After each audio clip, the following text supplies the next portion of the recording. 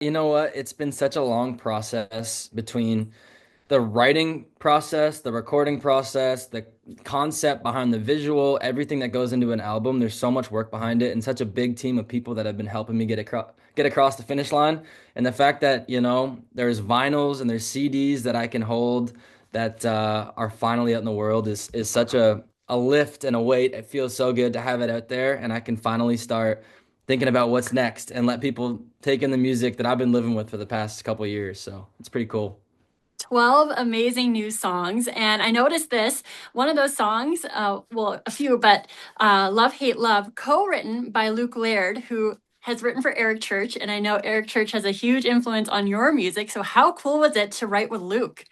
It was the coolest thing ever. He's such a good dude, amazing songwriter, and we got to write out at his lake house outside of Nashville. And I mean, the songwriting part of it when you're on a retreat like that is, I mean, it's a big part of it. You're there writing songs, but there's a lot of downtime. There's a lot of time to just t hang out and talk and over dinner and stuff, just asking him all kinds of questions. And he was gracious enough to share some stories with me that were super cool and get to kind of, pull back the curtain a little bit and see how some of these other songs that he had written came about. So that was such a cool experience.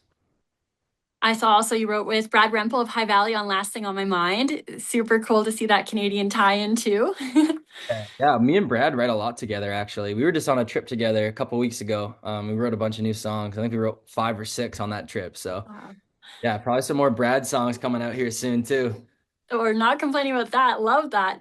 Congratulations. You were invited by Tyler Hubbard to make your official Grand Ole Opry debut April 22nd. How are you feeling? So blown away and grateful and excited. That's a crazy announcement to make. That's something that, I mean, everybody who gets into country music dreams about getting to do. So the fact that they're letting just a kid from Mildmay, Ontario, step in the circle is pretty cool. I love this lyric from your new song, Anything But Me, where you said, thought you were going nowhere, but look you now. That's just so special. Like, I love that song. And I know when you made the announcement for the Grand Ole Opry, you said, like, I can't wait to tell my grandma. Are they just all so proud of you and all this He's that so you've excited. accomplished? Aw. Everybody's so excited. I've been getting all kinds of texts and calls from family and friends, and it's a big moment in my career, and I can feel it from everybody else too. So it's cool to get those texts. Are they going to be there on the 22nd?